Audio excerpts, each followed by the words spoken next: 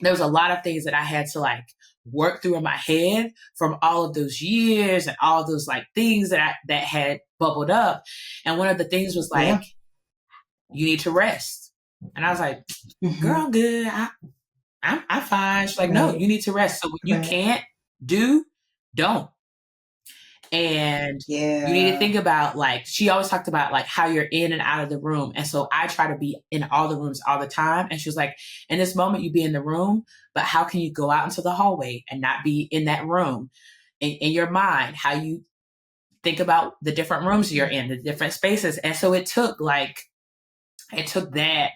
like going to that dark place and having all these things going on to be like, oh girl, you need to rest. You need to rest. You need to do that. And I think about another moment I had around like rest was I had fibroids. They had been prevalent for multiple years, and then moved to St. Louis. I had a doctor, my primary care, she was doing like the initial like visit, and she was like, what is this? She felt around my stomach. I said, oh girl, it's fibroids. She was like, I gotta recommend you to somebody because I don't feel good about that. And I was like, okay. I had other OBGYNs that also Black women. They hadn't removed them. They just said, oh, we're going to do ultrasounds because if you're thinking about having kids, we're not going to remove them. And I was like, well, why? If I don't know, then why should we? Why should these things grow inside of me? I don't really understand. So she recommended an OBGYN who was a white man. And I said, look, if you trust him, I'll go, but I don't. I've been. She said, I trust him with my body because I go and I recommend other people to him. I said, okay, you didn't say it, girl. So the appointment, did the checkup, and he was like, well, how do you know you have fibroids? So then I'm on edge, like, well, I know because this, and this.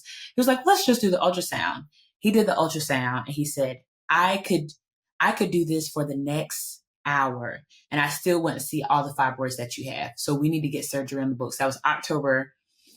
The surgery was in December of 2021. And I'm in recovery, and I had internal bleeding. And so they had to do a CT scan to like figure it out. So then he was like, well, either we can go back in and we can, do a hysterectomy, or I can try to patch up the holes. At this time, I didn't know how many holes there were. So me in my like delusional state, high on drugs, I said, I want to get a hysterectomy. So I told my partner, I said, I want to get a hysterectomy. He was like, okay. I said, call my mom because she needs to hear. So both of you hear that I have made this decision. So if anything happens, it's my decision. I don't want anyone to try to go in and try to play around. I'm making this decision. So the doctor came back in. I said, I want a hysterectomy. He looked at him. He said, that's what she wants to do. And he said, okay, we're going to prep you. They took me back to do the hysterectomy. They ended up doing a partial. And, a couple of days later, he said, that's the best decision you could have made to save your life, because I opened up and it was just blood flowing out. And so they took out over 15 fibroids. They stopped counting at 15. He said that is the most fibroids he has removed from a uterus in his career. And so after that, it's now like, I thought I was going in for one surgery. I now have two, and a major one.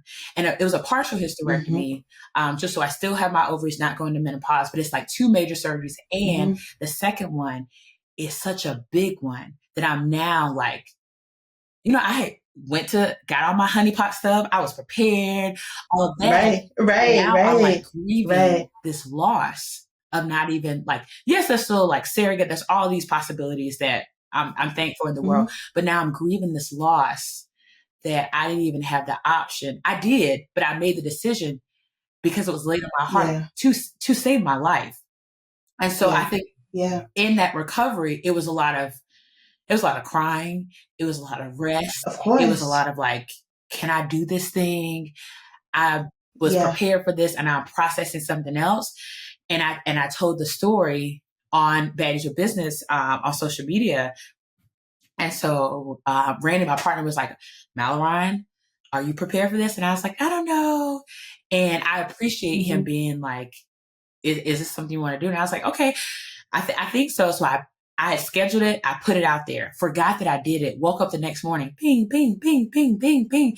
And it was all of these Black women saying they hadn't had a story that was similar to that, but it was like fibroids or this thing or endometriosis, all of these things where it's like they just needed someone to affirm that like it was a similar journey. And so I think that was a big thing for me of like resting again is another thing that I have to rest because if I don't rest, if I don't reset, then I could not be here. Thank you for sharing. And secondly, how are you feeling?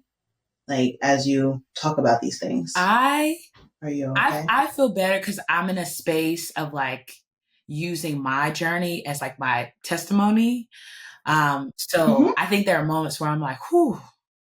But I think like I want to tell the story because I know that like someone needs to hear it. Someone needs to be affirmed. For sure. And so it's tough and it's like it was on my heart to share. So thank you for asking.